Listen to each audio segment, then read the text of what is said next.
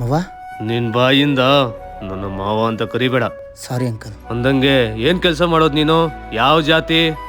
ನಾನೊಬ್ಬ ಅನಾಥ sir, business ಮಾಡ್ತಾ ಇದ್ದೀನಿ. ಎಷ್ಟು ವರ್ಷದಿಂದ ಲವ್ ಮಾಡ್ತಾ ಇದ್ದೆ ನನ್ನ ಮಗಳನ್ನ? ಕಾಲೇಜಿಂದ ಲವ್ ಮಾಡ್ತಾ ಇದ್ದೀನಿ ಸರ್. ಯಾಕೋ ನೀವು ಹುಡುಗರೆಲ್ಲ ಹಿಂಗೆ? ನಿನಗೆ ನಮ್ಮಂತವ್ರ ನೋವು, ನೀನು ಒಂದ್ ಹೆಣ್ಮಗು ತಂದೆ ಆಗ್ತೀಯಲ್ಲ ಅವಾಗ ಗೊತ್ತಾಗುತ್ತೆ.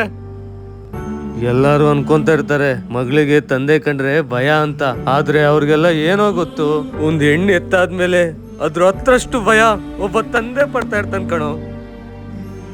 25 ವರ್ಷದಿಂದ ಹೊಟ್ಟೆ ಬಟ್ಟೆ ಕಟ್ಟಿ ಯಾವ್ದಕ್ಕೂ ಕೊರತೆ ಆಗ್ಬಾರ್ದು ಅಂತ ಸಾಕಿರೋರ್ ಪ್ರೀತಿನೇ ಒದ್ದಿ ನಾನು ಅವ್ರ ಮನೆ ಸೇರೋದಿಬೇಕು ಅಂತ ನನ್ನ ಹತ್ರನೇ ಬಂದು ಕೇಳ್ತಾಳಲ್ಲ, ಅಂತ ಪ್ರೀತಿ ನೀವ್ ಏನೋ ತೋರಿಸ್ತೀರಾ?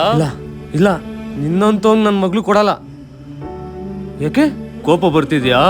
ಸಾಯಿಸ್ಬೇಕು ಅನ್ಸ್ತಾ ಇದ್ಯಾ? ನಿಮ್ಮನ್ನ ಯಾಕೆ ಸರ್ ಸಾಯಿಸ್ಲಿ? ನನ್ನ ಮಗಳು ಹೇಳೋಳು, ಅಪ್ಪ ಅವನು ತುಂಬಾ ಒಳ್ಳೆಯವನು, ನನ್ನ ಅವನಿಗೆ ಕೊಟ್ಟು ಮದುವೆ ಮಾಡಿ ಅಂತ. ಆದ್ರೆ ನೀನು ಇಷ್ಟು ಒಳ್ಳೆಯವನು ಅಂತ ಗೊತ್ತಿರ್ಲಿಲ್ಲ ಕಣೋ. ಪಾಪಿ ಕಣೋ ನಾನು. ಮನ್ಸಲ್ಲಿ ಶುರುವಾಗಿದ್ದ ಪ್ರೀತಿ ಜಾತಿಲ್ ಕೊನೆಯಾಗಿ ಮಣ್ಣಲ್ಲಿ ಮಣ್ಣಾಗೋಯ್ತು ಸರ್.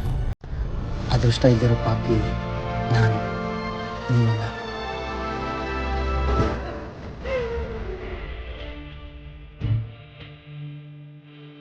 ಈ ಜಾತಿನೇ ಸಾಯಿಸ್ಬಿಟ್ಟಿದ್ರೆ ನನ್ನ ಮಗಳು ಸಾಯುವಂತ ಪರಿಸ್ಥಿತಿ ಬರ್ತಾ ಇರ್ಲಿಲ್ಲ.